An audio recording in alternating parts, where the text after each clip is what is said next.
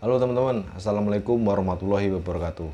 Kembali lagi ya dengan saya masih membahas seputaran gangguan asam lambung gut, SCNT, psikomatis yang saya alami teman-teman ya.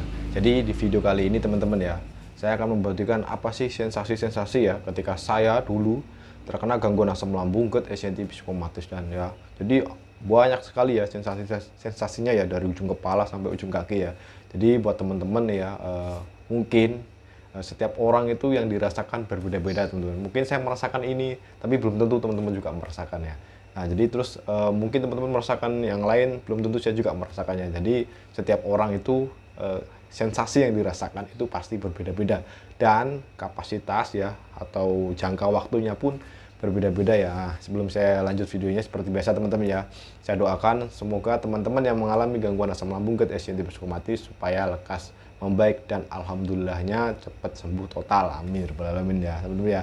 Jangan lupa ya teman-teman ya, subscribe video ini supaya apa, supaya saya lebih semangat lagi memotivasi teman-teman, supaya teman-teman tuh terbantu dalam pemulihan dan sampai sembuh, amin ya rabbal alamin ya gitu teman-teman ya. Nah, sebelum saya lanjut ya, jadi dulu saya tuh orangnya yang suka sekali namanya hidup tidak sehat ya. Karena apa? Karena saya dulu suka begadang, saya dulu suka tidak sering sarapan pagi, makan sembarangan, sering makan gorengan, ya pokoknya sering makan yang instan-instan ya, sering berminyak-minyak, makan di luar itu sangat sering sekali. Dan yang terutama saya tidak pernah olahraga ya, jadi saya cuma kerja ya, habis itu jarang olahraga, sering tidur berantakan, makan berantakan, makanya saya terkena gangguan asam lambung gut, SCNT, psikomatis. Nah, buat teman-teman ya, jadi buat teman-teman juga ya, mungkin yang punya anak, mungkin yang punya saudara, mungkin yang punya tetangga, mungkin ya tetangga yang baik gitu ya, kita ingatkan ya untuk saat ini kita harus hidup sehat ya. Karena apa? Karena orang yang terkena gangguan asam lambung itu sekarang sangat banyak sekali, makanya kita harus mencegahnya juga ya. Ketika kita sudah sembuh, kita kasih tahu orang lain juga gitu teman-teman. Nah, hal yang saya rasakan ya dari ujung rambut ya sampai ke tenggorokan itu, yang pertama adalah kepala saya terasa pusing setiap hari, kepalanya pusing teman. Jadi pusing ya, terus sakit ya, sakit tahu di sebelah sini kayak pusing nggak enak, sakit itu yang saya rasakan setiap hari ya. Terus apa tuh rambut rontok. Nah, rambut rontok itu juga saya mengalami ya ketika saya terkena gangguan asam lambung cukup lama ya, karena mungkin nutrisinya tidak mencukupi ya, jadi sampai ke rambut tuh, rambut saya rontok teman-teman. Makanya waktu itu gangguan yang di kepala itu rambut juga rontok teman-teman. Nah, terus habis itu mata buram teman-teman. Nah, ini jadi teman-teman biasanya yang terkena gangguan asam lambung gut, SCNT itu ya biasanya itu matanya buram teman-teman ya. Nah, mata buram, terus telinganya berdenging ya.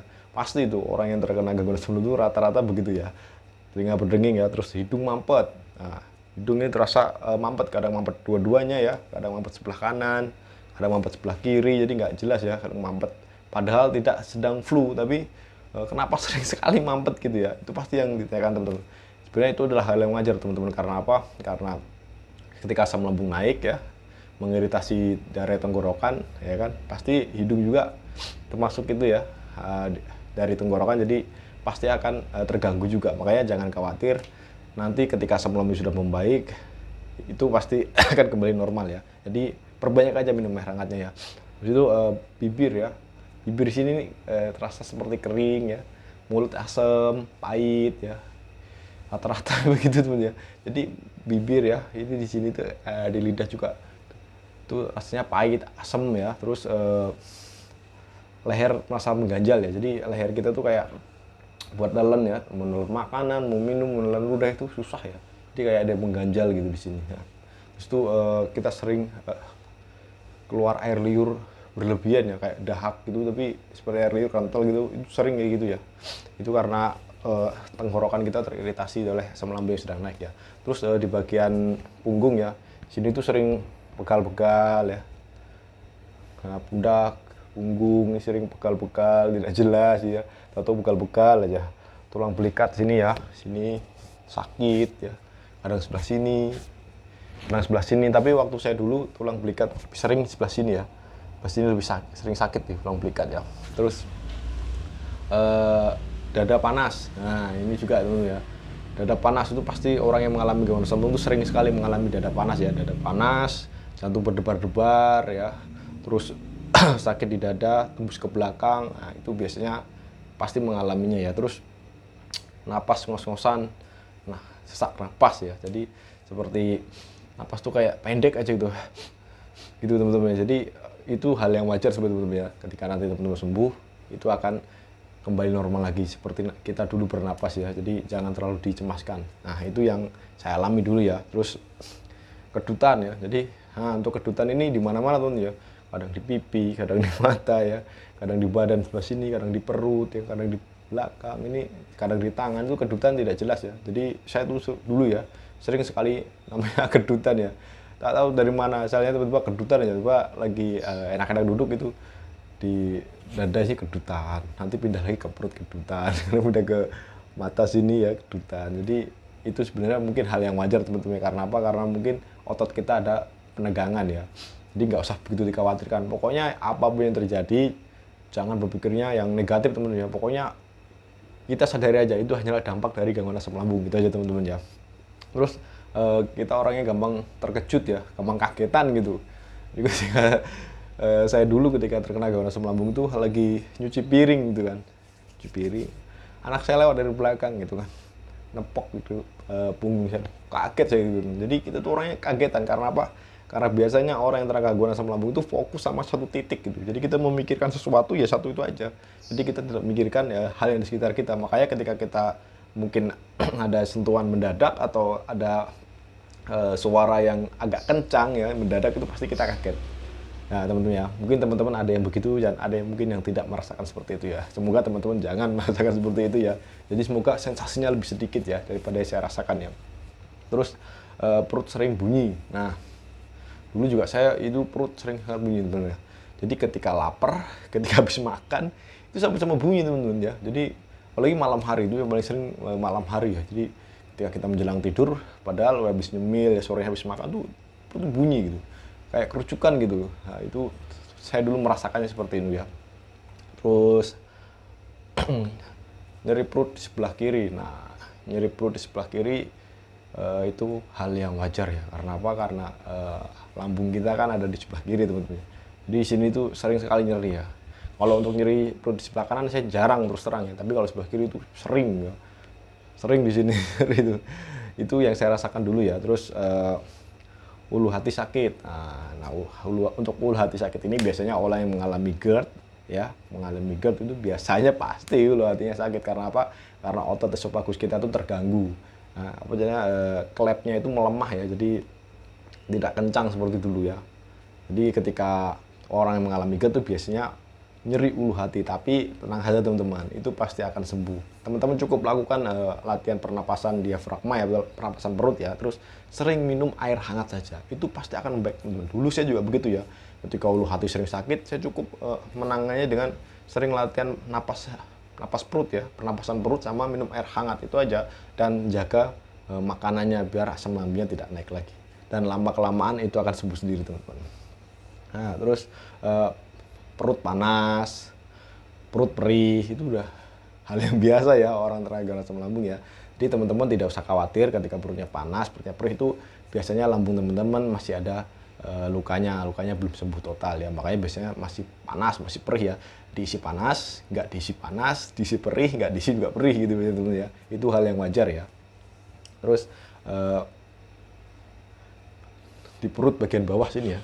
Atau teman-teman, kalau saya di bagian bawah ya, jadi di ulu hati sedikit tuh seperti ada yang berjalan gitu, jadi gerujil gitu, kayak gerujil gitu, kayak jalan gitu tuh, jadi kayak goyang gitu. Nah saya pernah tanyakan itu ke dokter ya, ternyata itu usus kita ya, usus 12 jari itu lagi apa itu lupa saya ya, kayak itu di usus 12 jari kita masih ada angin atau gimana, jadi kayak ususnya tuh bergerak gitu, membenahi posisinya gitu. Jadi nggak usah khawatir ya untuk perutnya yang kayak ada jalan-jalan itu. Saya juga dulu begitu teman-teman.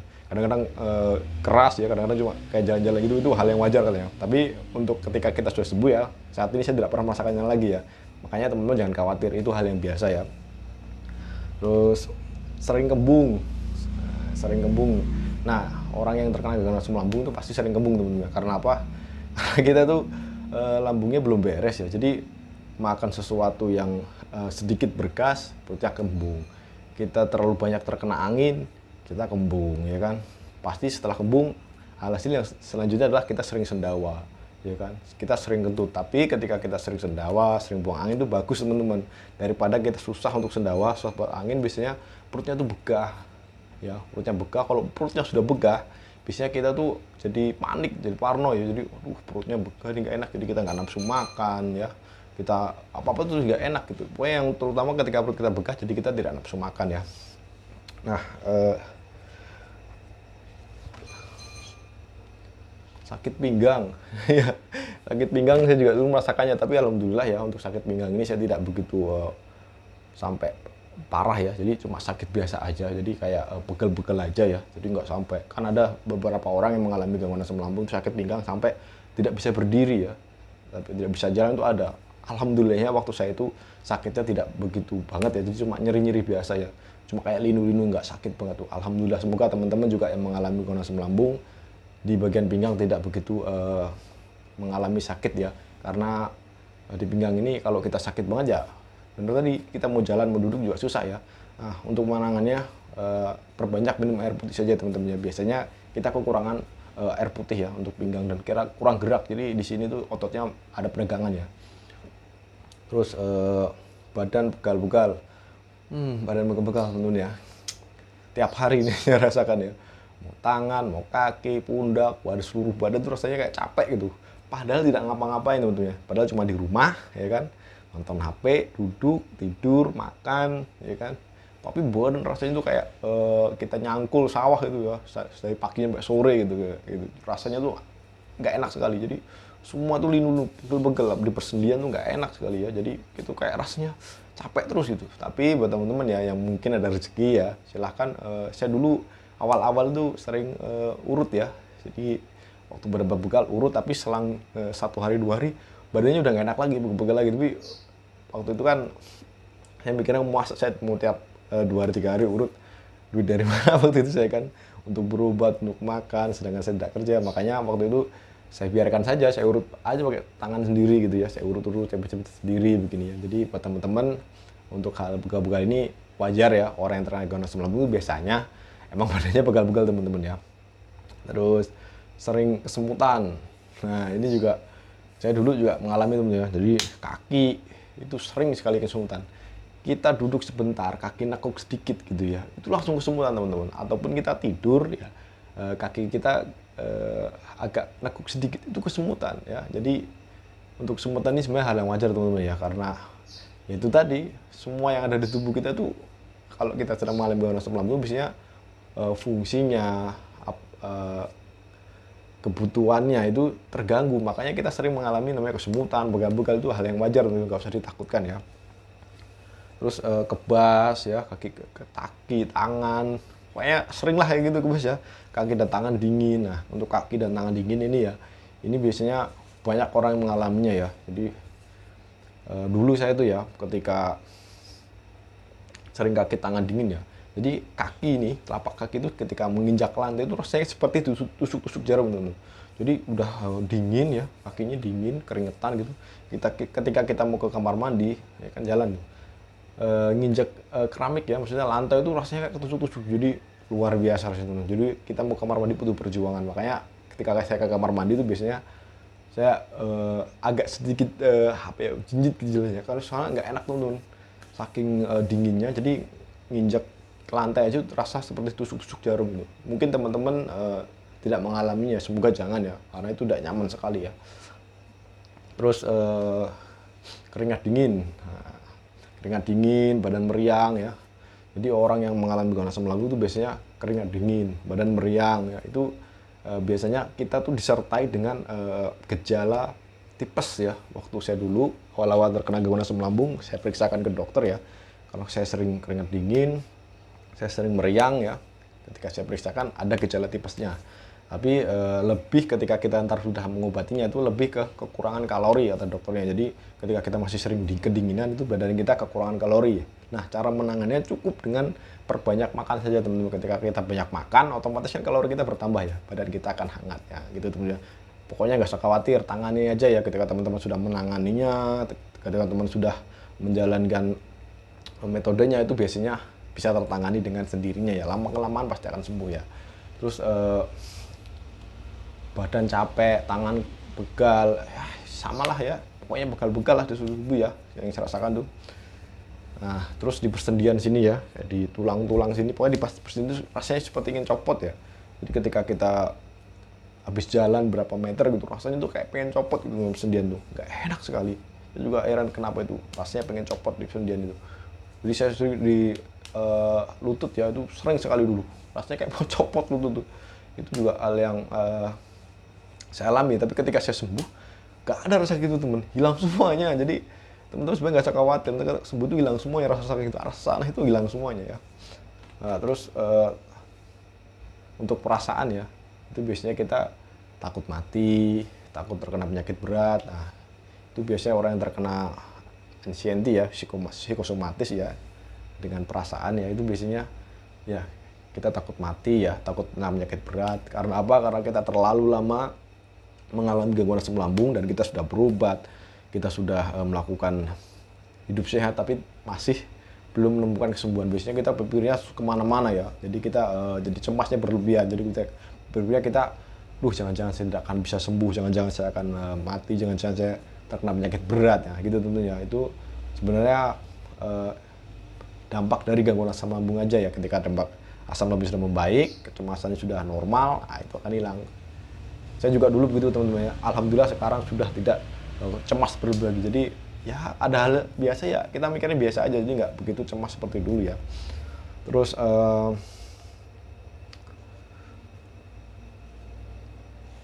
mimpi buruk ya. Biasanya orang yang mengalami gangguan asam lambung itu sering mimpi buruk ya. Itu sebenarnya karena ya kecemasan kita tadi teman-teman ya. Jadi ketika tiap malam tidur ketemu mimpinya ya ketemu teman yang sudah meninggal, ketemu orang yang sudah meninggal, dikejar-kejar hantu, ya kan, dikejar-kejar ular. Jadi sering begitu teman ya. Jadi ketika kita terkena gangguan asam lambung, tidurnya tuh malam tuh sering terbangun karena mimpi buruk ya. Jadi mungkin teman-teman ada yang mengalami, silahkan komen ya. Jadi saya dulu sering ya mengalami mimpi buruk itu. Jadi ketika mimpi ketemu malaikat ya, mimpi ketemu yang aneh-aneh teman-teman ya. Jadi sering sekali mimpi seperti itu ya. Terus tidak bersemangat ya ketika kita bangun tidur, setelah malamnya kita sering terbangun ya, paginya kita bangun tidak semangat, kita lemes, kita loyo, mau ngapa-ngapain jadi males ya teman-teman ya, mau olahraga males, mau makan males, itu ya. Saya dulu mengalami seperti itu. Jadi teman-teman sebenarnya ketika teman-teman pagi-pagi ya, pagi hari itu badannya sudah gak enak bang, udah lemes itu. Sebenarnya itu wajar teman-teman, karena apa? Karena malamnya temennya tidurnya kurang ya. Karena ketika teman-teman tidurnya cukup, asupan nutrisinya cukup ya, tidak, pagi-pagi itu bangun seger ya, namanya orang habis istirahat tuh bangun pasti seger ya. Tapi berbeda ketika orang yang mengalami gangguan asam lambung tuh biasanya ketika bangun pagi ya lemes, nggak bergairah, nggak semangat, malas-malesan ya. Itu hal yang wajar teman-teman. Nanti ketika teman-teman sembuh ya, ingatkan lagi ya, pasti itu akan kembali lagi seperti dulu lagi ya, bangun tidur ya seger, enak, semangat gitu ya. Jadi kita tuh fresh gitu ya. Nah, terus BAB untuk bagian perut ya. Jadi BAB itu biasanya susah ya. Itu tuh kayak pengen BAB itu nggak kebelet-belet gitu ya. Jadi itu mau kayak 2 hari, 3 hari kok nggak buang air besar ya gitu. Itu sebenarnya hal yang wajar teman-teman. Karena apa? Karena asupan nutrisi yang kita makan, yang diserap tubuh itu sedikit ya. Jadi kita makannya sedikit ya. Jadi kita mikirnya wajar, ya nggak ada ampasnya kalau kita makan sedikit, diserap tubuh aja masih kurang gitu. Jadi untuk susah BAB ya, berapa hari ke BAB sebenarnya kita berpikirnya wajar saja teman-teman ya, karena makanan yang kita makan ini, yang kita konsumsi itu hanya sedikit ya. Tapi untuk ketika teman-teman sudah mules ya, udah kepingin BAB tapi susah keluarnya ya, sembelit gitu ya. Nah itu teman-teman menambah aja ya makanan yang berserat ya kan, buah-buahan seperti alpukat, pepaya, pisang ya, itu bisa ya melancarkan BAB ya. Terus BAB sering mencret. Nah ini biasanya orang yang mulai membaik lambungnya ya, itu biasanya awal-awalnya pasti mencret teman-teman. Masih mencret dulu ya, pertama kan kita susah BAB ya kan, ketika mulai membaik itu biasanya mencret ya. itu tuh sering mencret, sering BAB-nya berbusa gitu ya. Tapi ketika kita terus menanganinya, ketika terus melakukan 3P-nya, itu lama-lama akan bentuknya normal seperti dulu lagi ya. Jadi warnanya, bentuknya tuh normal lagi seperti dulu. Gak usah dikhawatirkan teman-teman ya. Ketika teman-teman mungkin ya, ini saran saya, BAB-nya itu hitam sekali seperti aspal ya, warna hitam itu ya. Sebaiknya teman-teman periksakan ke dokter ya, karena kalau dulu saya ketika mengalami gangguan asam lambung, alhamdulillah tidak sampai hitam ya, cuma warnanya nggak gelap, pokoknya ya agak gelap sedikit tapi nggak gelap banget. Nah, waktu itu saya sempat sharing ya ke teman yang sudah sembuh, katanya kalau BAB-nya hitam itu harus diperiksakan ke dokter biar penanganannya lebih cepat dan penyembuhannya lebih cepat ya.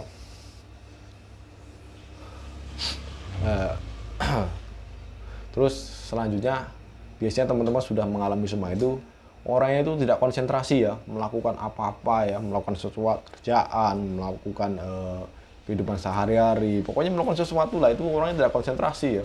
Jadi kita pikirannya kemana-mana, jadi melakukan sesuatu rasanya nggak enak ya, rasanya itu nggak kelar-kelar karena kita nggak konsentrasi ya. Itu wajar ya teman-teman ya, karena pikiran kita berpikirnya yang macam-macam ya, tiap hari berpikirnya keras, jadi kita tidak konsentrasi pada pekerjaan, itu hal yang wajar teman-teman ya. Nah, untuk teman-teman selanjutnya ya, itu biasanya teman-teman sering mengalami panic attack. Nah, panic attack itu semua orang pasti mengalami ya, yang terkena gangguan asam lambung kebanyakan yang panic attack ini mengalaminya ya. Jadi tiba-tiba kita panik, cemas, khawatir, takut mati, itu panic attack teman-teman ya, itu hal yang wajar ya.